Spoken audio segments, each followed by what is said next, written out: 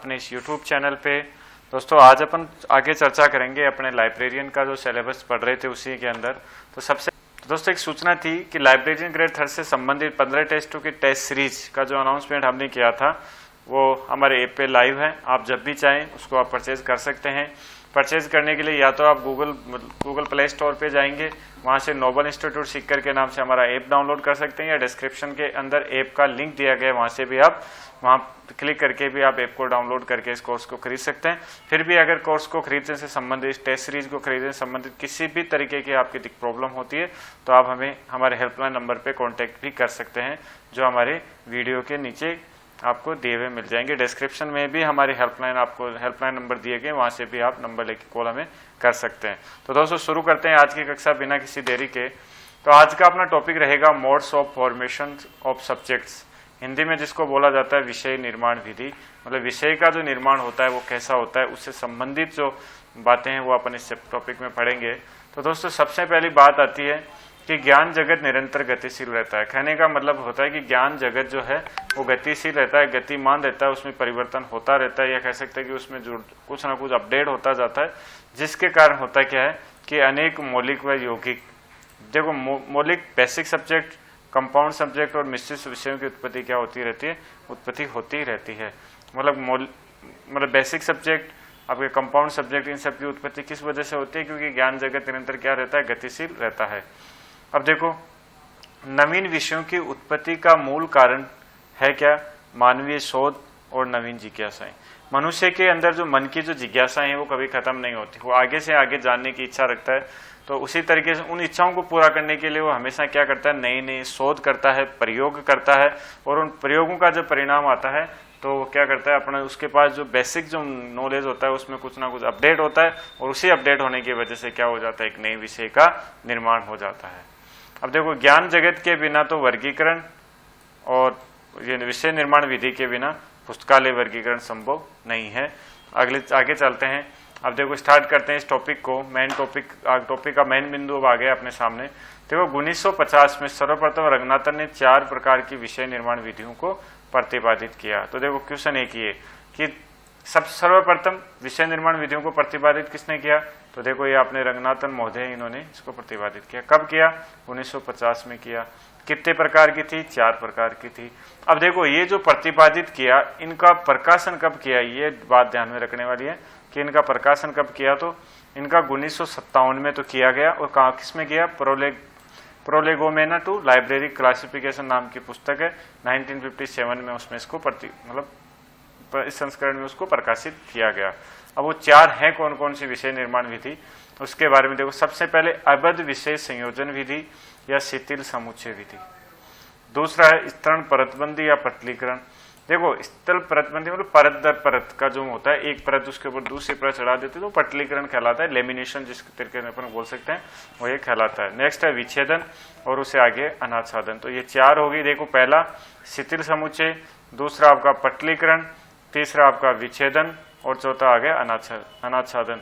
तो ये 4 प्रकार की विषय निर्माण विधियों का रंगनाथन महोदय ने 1950 में प्रतिपादन किया, जिनको 1957 में प्रोलेगोमेना टू लाइब्रेरी क्लासिफिकेशन नामक पुस्तक में क्या किया गया, संस्करण किया गया उनका।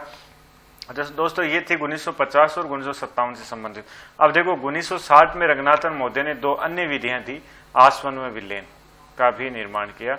ये भी अपन को क्या होना चाहिए, पता होना चाहिए कि 1960 में रंगनाथन महोदय ने 2 अन्य विधियों आसवन व विलेन का भी निर्माण किया। फिर दोस्तों 1973 में नील मेघनन महोदय, गोपीनाथ सीतारामा महोदय द्वारा इसे संशोधित करके क्या कर दिया गया, पुनर्गठित किया गया। ये भी अपन को पता होना चाहिए। मतलब अभी तक 1950, 1957, 60 और 73 4 सन अपने सामने आई है। चारों का अलग अलग रोल है, वो अपन को पता होना चाहिए। अब सबसे पहले स्टार्ट करते हैं। पहला जो आपकी विधि है शिथिल समुच्चय विधि, ठीक है। अब दोस्तों इसमें पढ़ो, देखो विषय निर्माण की इस विधि में 2 या 2 से अधिक साधारण व जटिल विषय, देखो 2 या 2 से अधिक साधारण व जटिल विषय हो सकते हैं, या उनके एकल हो सकते हैं, मतलब उनके भाग हो सकते हैं, के पारस्परिक संबंधों का अध्ययन इसमें किया जाता है। मतलब दो या दो से अधिक साधारण विषय भी हो सकते हैं, जटिल विषय हो सकते हैं, या उनके एकल हो सकते हैं। उनके जो आपस में जो उनका संबंध है उसका अध्ययन शिथिल समुच्चय के अंदर किया जाता है, और उसी के फलस्वरूप क्या होता है, नवीन जटिल विषयों का निर्माण होता है। और इस पद्धति को भी क्या किया गया, 3 भागों में बांटा गया है। अब देखते हैं वो 3 भाग कौन कौन से हैं। सबसे पहले आता है अंतर विषय दशा संबंध, इंटर सब्जेक्ट फेज रिलेशन। देखो विषय आ गया तो यहाँ पे सब्जेक्ट आ गया, यहाँ पे पक्ष आ गया तो यहाँ पे फेसेट्स आ गया, सॉरी दिशा दशा आ गई तो यहाँ पे फेसेट्स आ गया, और यहाँ पे पंक्ति आ गई तो यहाँ पे एरे आ गया। इस तरीके से क्या होता है, ये आपके 3 भागों में बांटा गया है। अंतर विषय इंटर सब्जेक्ट फेज रिलेशन, अंतर दिशा संबंध इंटर फेसेट्स फेज रिलेशन, और अंतर पंक्ति दशा संबंध इंटर एरे फेज रिलेशन। अब देखो इनमें फर्क क्या है, 3 भागों में इनमें क्या क्या इनकी अलग अलग विशेषता है, उनके बारे में चर्चा करते हैं 1 बाय 1। सबसे पहले आता है अंतर विषय दशा संबंध। देखो इंटर सब्जेक्ट फेज रिलेशन। अब देखो विषय आ गया तो इसमें थोड़ा गौर करना। देखो 2 या 2 से अधिक मौलिक व जटिल विषय के संबंधों का अध्ययन किया जाता है। देखो भाई 2 या 2 से अधिक क्या होंगे, उसमें विषय होंगे, और उनके संबंधों का अध्ययन अंतर विषय दशा संबंध अपन कह सकते हैं इंटर सब्जेक्ट फेज रिलेशन के अंदर किया जाता है। पहला, अब देखो इसके 6 प्रकार भी बताए गए हैं। सबसे पहले सामान्य संबंध, दूसरा जुखावात्मक संबंध, तीसरा तुलनात्मक संबंध, चौथा विविधात्मक संबंध, 5वां प्रभावात्मक संबंध, और 6ठा उपकरण सूचक संबंध। इस तरीके से कितने हो गए, 6 इसके क्या हो गए, प्रकार हो जाते हैं किसके, अंतर विषय दशा संबंध। इसमें होता क्या है, 2 या 2 से अधिक मौलिक व जटिल विषयों के संबंधों का अध्ययन इसमें किया जाता है। अगला देखो अपना है अंतर दशा पक्ष संबंध, अंतर दशा पक्ष संबंध इंटर फेसेट्स फेज रिलेशन। अब देखो पहले वाले में अंतर विषय था तो 2 या 2 से अधिक विषयों के बीच संबंधों का अध्ययन किया गया। इसमें देखो पक्ष हो गए तो इसमें क्या एक, देखो अब सब्जेक्ट एक, पहले तो सब्जेक्ट ही अलग अलग थे, इसमें एक ही तो विषय रहेगा, और उस विषय के अंदर के जो पक्ष हैं 2 या 2 से अधिक, उनके बीच का क्या किया जाएगा, संबंधों का अध्ययन किया जाएगा। और ये भी कितने प्रकार के होते हैं भाई, 6 प्रकार के होते हैं। सेम नाम होंगे जो अपन ने इसमें देखे, यहाँ पे देखो ये वाले सारे सेम इसमें भी रहेंगे, 6 प्रकार के ये 6 नाम इसमें आपको देखने को मिलेंगे। तो देखो अंतर विषय में 2 या 2 से अधिक विषय थे, अंतर दशा पक्ष इंटर फेसेट फेज में एक ही विषय के 2 या 2 से अधिक पक्षों के बीच में। अब आता है देखो अंतर पंक्ति, पंक्ति मतलब एरे, अंतर पंक्ति या इंटर एरे फेज रिलेशन। अब देखो इसमें क्या है, एक ही तो विषय है और एक ही पक्ष है, उस एक ही विषय के एक ही पक्ष के, ये कह सकते हैं कि एक ही विषय के एक ही पैराग्राफ के 2 या 2 से अधिक एकलों के बीच संबंधों का अध्ययन किया जाता है। तो बिल्कुल इजी है, अंतर विषय में 2 या 2 से अधिक विषयों के बीच में संबंध होगा, अंतर दशा के अंदर 2 या 2 से अधिक एक ही विषय के 2 या 2 से अधिक पक्षों के बीच संबंधों का अध्ययन किया जाता है। और अंतर पंक्ति में विषय भी एक ही रहता है, पक्ष भी एक ही रहता है, लेकिन उसके अंदर के जो एकल हैं 2 या 2 से अधिक, उनके बीच का संबंधों का अध्ययन किया जाता है। तो ये अपना शिथिल समुच्चय है। अगला अपना आता है पटलीकरण, जिसको अपन बोलते हैं स्तर परतबंदी या लेमिनेशन, जिसको इंग्लिश में बोला जाता है। सबसे पहले इसकी उत्पत्ति से संबंधित चर्चा अपन कर लेते हैं कि लेमिनेशन शब्द की उत्पत्ति लैटिन शब्द लेमिनी से हुई। मतलब लेमिनेशन शब्द है वो लैटिन भाषा का एक शब्द है लेमिनी, उससे इसकी उत्पत्ति हुई, जिसका अर्थ क्या है, परतों में बांटने योग्य सतह। मतलब एक के ऊपर एक जब लेयर चढ़ा दी जाती है उसको क्या बोला जाता है, परत माना जाता है। तो लेयर के ऊपर बांटने का मतलब परतों में बांटने योग्य सतह जो होती है उसको क्या बोला जाता है, लेमिनी कहा जाता है। अब देखो इसके अंदर कुछ महत्वपूर्ण बातें जो अपन को पता होना चाहिए कि इस विधि में होता है क्या, एक या एक से अधिक मुख्य वर्ग या एकल पक्ष को दूसरे मुख्य वर्ग के एकल पक्ष पर परत चढ़ाकर, देखो पहले वाले में तो आपसे संबंधों का अध्ययन किया गया था, इसमें क्या होता है, देखो अधिक एक मतलब मुख्य वर्ग होगा और एकल पक्ष होगा, उसको दूसरे मुख्य वर्ग और एकल पक्ष पर क्या कर दिया था, परत चढ़ाकर नए विषय का निर्माण कर लिया जाता है पटलीकरण के अंदर। अब इसमें देखो एक चीज और गौर करने वाली कि आवश्यकता पड़ने पर होता क्या, इस परत को अलग भी किया जा सकता है और इसको भी 2 भागों में बांटा जा सकता है। किसको, पटलीकरण को भी। वो 2 भाग कौन कौन से हैं उनके बारे में चर्चा करते हैं। सबसे पहले आता है परतबंदी प्रक्रिया प्रथम, या कह सकते हैं पटलीकरण प्रथम।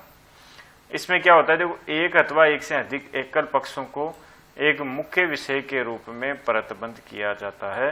देखो एक या एक से अधिक एकल पक्षों को एक मुख्य विषय के रूप में परतबंद किया जाता है, जिससे नई यौगिक विषय का निर्माण होता है।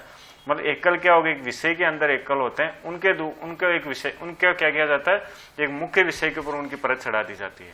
जैसे मान लो कोई भी एक बड़ा टॉपिक है, उस बड़ा टॉपिक के अंदर छोटा सा कोई पार्ट है, उसको एक मुख्य जो सब्जेक्ट होता है, या कह सकते हैं कि जो मुख्य विषय होता है, उसके ऊपर उसकी परत चढ़ा दी जाती है, तो उससे किसका निर्माण होता है, यौगिक विषय का निर्माण होता है। अब इसकी खासियत क्या रहती है कि जो मुख्य परत होती है वो तो मुख्य विषय की रहती है, और जो अन्य परत होती है वो एकल विषय की होती है। फॉर एग्जाम्पल जैसे भारत में शिक्षा, जैसे शिक्षा का कोई टॉपिक है, उसमें अपन ने कह दिया भारत में शिक्षा, एक छोटा एकल है, उस एकल को इस पे पेस्ट किया, मतलब मुख्य जो विषय के साथ उसको परतबंद किया, तो नया विषय बन गया भारत में शिक्षा। अब दूसरा देखो, परतबंदी प्रक्रिया द्वितीय या पटलीकरण द्वितीय अपन कह सकते हैं। इसमें क्या होता है कि दो या दो से अधिक एकल या मुख्य वर्ग किसी विषय के साथ मिलकर नई यौगिक विषय का निर्माण करते हैं। जैसे वर्गीकरण एवं सूचीकरण, मतलब हो गया क्या, दो या दो से अधिक एकल विषय मुख्य वर्ग किसी विषय के साथ मिलकर नई यौगिक विषय का निर्माण करते हैं।